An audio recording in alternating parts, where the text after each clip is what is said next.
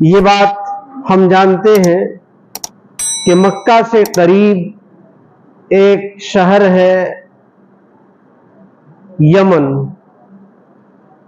بلکہ یہ کہیں کہ ایک صوبہ ہے یا ایک ملک ہے، اور وہاں اس ملک میں ایک شہر ہے جس کا نام صنعا ہے۔ صنعا میں حبشہ کا گورنر ابرہہ ہے، جس کے ماتحت میں وہ شہر ہے۔ ابرہہ نے یہ دیکھا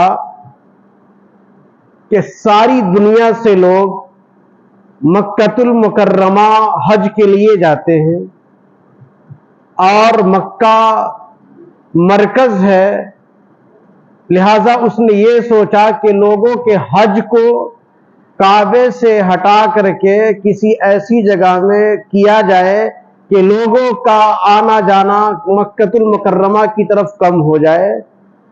پھر اس نے ایک کنیسہ، ایک چرچ بنوایا صنعا کے اندر، اور اعلان کروایا کہ اب سے کوئی بھی مکہ حج کے لیے نہیں جائے گا، بلکہ وہ اس کنیسہ کا طواف کرے گا۔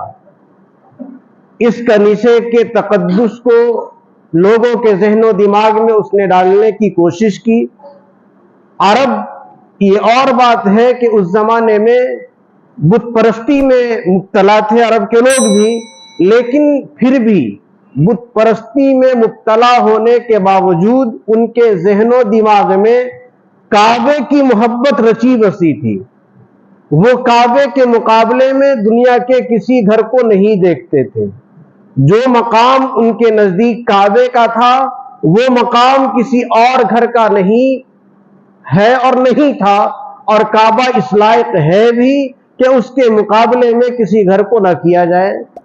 لہذا جب عربوں نے اور خاص طور سے قریش کے لوگوں نے سنا تو انہیں حیرت ہوئی، اور ایک قریشی نے جب یہ بات سنی تو اس کو غصہ زیادہ آیا۔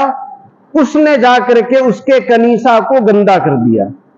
جب ابرہہ نے دیکھا کہ ہمارے کنیسہ کو، ہمارے چرچ کو لوگوں نے اس طرح سے کیا ہے، تو اس نے ایک فوج تیار کی کعبے پر حملہ کے لیے، اور فوج لے کر کے وہ مکۃ المکرمہ میں داخل ہوا۔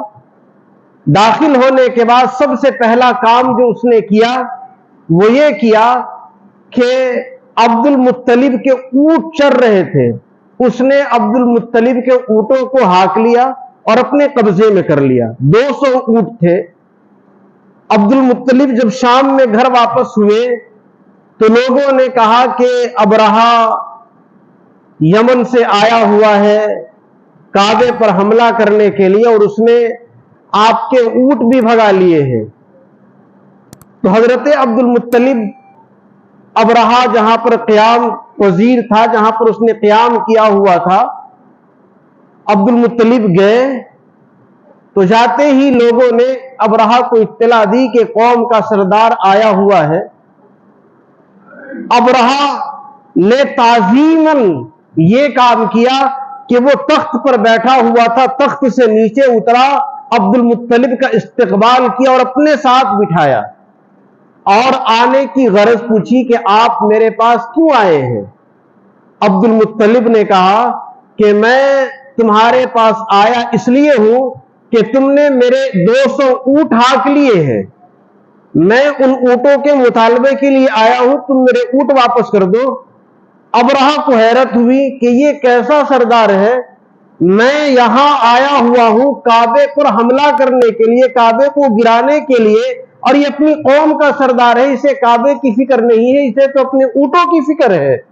اس نے مذاق کے طور پر کہا کہ تم قوم کے سردار ہو، تمہیں یہ بات معلوم ہے کہ میں تمہارے خاص گھر کو منہدم کرنے کے لیے آیا ہوں، لیکن تم مجھ سے اس گھر کے بارے میں گفتگو نہیں کرتے ہو بلکہ اپنے اونٹوں کے بارے میں گفتگو کرتے ہو۔ تو اس وقت میں حضرت عبد المطلب نے جواب دیا تھا، اتنا شاندار جواب تھا کہ آج بھی اس جواب کو اور اس ایمان کو اور اس جذبے کو، حالانکہ بت پرستی میں مبتلا ہے لیکن اللہ پر ایمان ایسے عالم میں بھی کتنا مضبوط اور قوی ہے۔ وہ کہتے ہیں کہ میں اونٹوں کا مالک ہوں، میرے ذمے اونٹ ہے، لہذا میں تم سے اونٹوں کا مطالبہ کرتا ہوں، اس گھر کا مالک کوئی اور ہے، جو اس گھر کا مالک ہے وہ اس گھر کی حفاظت کر لے گا۔ یہ بات انہوں نے کہی اور اپنے اونٹ لیے اور واپس آ گئے، اور اس کا آج بیان کیا جاتا ہے کہ پھر واپس آنے کے بعد حضرت عبد المطلب قوم کے چند لوگوں کے ساتھ کعبہ کے پاس آئے اور کعبے کے دروازے کی کڑی کو پکڑ کر کے انہوں نے دعا کی کہ اے اللہ تو اس گھر کی حفاظت کر لے، اس گھر کو تو بچا لے، اور جتنے لوگ پیچھے میں تھے سب نے آمین کہا۔ اس کے بعد سارے لوگ مکے کے کنارے کنارے پہاڑوں پر چڑھ گئے۔ اب وہ دیکھنا چاہتے ہیں کہ یہ ابرہہ کرتا کیا ہے اور اس کے ساتھ ہوتا کیا ہے۔ تو نتیجتاً وہ آیا ہے اپنے ہاتھیوں کو لے کر کے، جب آگے بڑھنے کی کوشش اس نے کی ہے تو ایک ہاتھی تھا جس کا نام اس نے محمود رکھا ہوا تھا۔